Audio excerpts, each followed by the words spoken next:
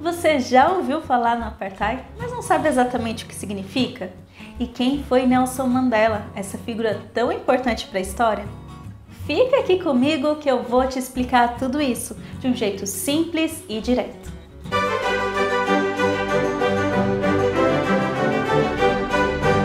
Para entendermos melhor o que foi o Apartheid, que aconteceu de 1948 até 1994, lá na África do Sul, é preciso voltar um pouco na história, para o período das grandes navegações. Durante essa época, era comum os europeus irem até a Índia em busca de mercadorias. A rota feita por eles passava e fazia até paradas lá no Cabo da Boa Esperança, que ficava quase que no extremo sul do continente africano. Além disso, logo os europeus também começaram a utilizar a mão de obra escrava, principalmente nas suas colônias americanas, o que fez com que muitos africanos fossem retirados à força da sua terra. O ponto é que, tanto para a rota da Índia quanto a escravidão faziam parte importante da economia europeia. E isso fez com que vários europeus estabelecessem moradia ali naquela região. Além disso, logo descobriram o ouro e diamante. Aí você já viu, né? A população europeia ali daquele lugar da África começou a crescer rapidamente. Nessa parte da história, houve uma grande confusão. Isso porque os europeus que já estavam lá e tinham como principal fonte econômica a agricultura e utilizavam principalmente a mão de obra escrava, ficaram muito incomodados com a chegada de mais europeus, que tentaram tomar aquele território para fazer a mineração. E é claro, isso gerou guerra. No início do século XX, essa região se torna a União da África do Sul, com as 4 colônias inglesas, do Cabo, Natal, Transvaal e Orange Free State.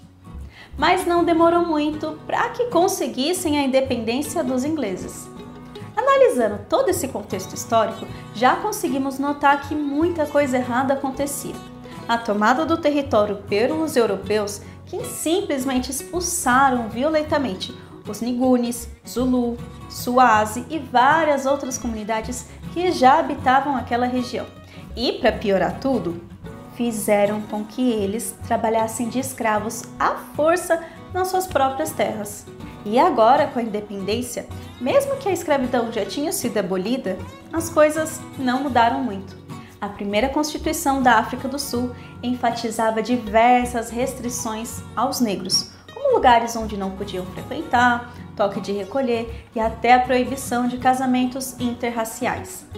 Essa lei, que excluía e até retirava direitos da população não branca, ficou conhecida como Apartheid, que significa literalmente separação. E isso era tratado como algo tão sério que o documento de registro do cidadão vinha escrito de maneira bem evidente a etnia dele, branco, mestiço, indiano ou negro. Lembrando que essa imposição não era apenas para os negros, mas também para todas essas etnias que não fosse branco. O que, evidentemente, é algo ridículo, já que os brancos representavam mais ou menos apenas 9% da população. Ou seja, essa pequena minoria tinha vários privilégios, além de serem os governantes do país, já que os não brancos não podiam se candidatar a cargos públicos. Essa exclusão dos negros na política fez com que os bairros destinados a eles, e é claro que ficava longe dos centros comerciais, ficassem cada vez mais marginalizados, sem infraestrutura básica, como por exemplo, sem saneamento básico, sem energia elétrica, sem água potável. E é claro que a luta pelos direitos sempre aconteceu. No entanto, a população negra sempre era silenciada de maneira muito violenta, como em março de 1960, onde um grupo de negros que se dirigiu até a delegacia de Shepherdville não teve nem a oportunidade de falar e logo foram recebidos a tiros. Esses assassinatos ficaram conhecidos como Massacre de Shepherdville. E essa não foi uma chacina isolada. Outras também aconteceram, e até mesmo dentro de escolas, quando os alunos negros se revoltavam com um currículo totalmente discriminatório. Vale ressaltar que a ONU se posicionou totalmente contra esse massacre e até estabeleceu que o dia 21 de março como o Dia Internacional para a Eliminação da Discriminação Racial, por causa do massacre em Sharpeville. O que mais nos impressiona é que isso não aconteceu lá no final de 1800, mas sim há poucas décadas atrás, em 1980. Essa luta por direitos teve vários nomes marcantes e até figuras importantes que a história infelizmente esqueceu. Mas não podemos deixar de falar de Nelson Mandela, que se tornou um político ativista, membro do Congresso Nacional Africano, o CNA. Ele também era filiado do Partido Comunista da África, mas isso é assunto para um outro vídeo. Mandela nasceu em 1918 e o nome dado a ele pelos seus pais não era Nelson, e sim esse nome que está aparecendo aqui. Desculpa, mas eu não vou me arriscar a pronunciar. O nome Nelson foi dado a ele quando ele entrou na escola. E, como os ingleses também tinham dificuldade com a pronúncia, ele passou a usar o Nelson para facilitar. Nelson Mandela fazia parte da nobreza de Tembo. Inclusive, seu pai era o sucessor do trono. Isso fez com que Mandela tivesse acesso à educação. E quando jovem, cursou o direito na Universidade de Fort Hare, que, é claro, era uma universidade exclusiva de negros, lá da África do Sul. Desde essa época, Mandela participava de movimentos contra a discriminação, o que fez com que ele fosse expulso da faculdade, obrigando a ele se mudar para concluir os seus estudos em direito. Lembrando que apenas os brancos podiam votar. E em 1950, um novo governo da África do Sul impôs medidas ainda mais restritivas aos negros. E é claro que Mandela participou de eventos não violentos contra o apartheid. E por ser uma pessoa muito influente, ele foi declarado pelas autoridades como inimigo do governo sul-africano. Vendo o insucesso das revoltas e a violência que a polícia tratava esses movimentos, Nelson Mandela decidiu buscar apoio em outros países, como Inglaterra, Marrocos e Etiópia.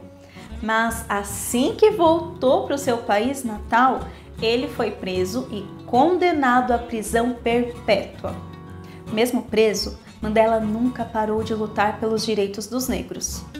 Vários acordos foram oferecidos a ele, onde a sua liberdade era oferecida em troca do silêncio de Mandela contra a resistência ao apartheid. Em 1989, houve uma grande pressão social, tanto na África do Sul quanto em outros países, para que o apartheid acabasse. E, em frente à ameaça de uma guerra civil, o presidente decide pôr fim a esse regime. Em 1990, Mandela foi solto e, junto com o presidente, escreveu uma nova constituição para o país. Com a democracia estabelecida em 1994, Nelson Mandela foi eleito primeiro presidente negro da África do Sul. No ano anterior, como reconhecimento da sua luta, Mandela ganha o Prêmio Nobel da Paz. Ninguém nasce odiando outra pessoa pela cor de sua pele.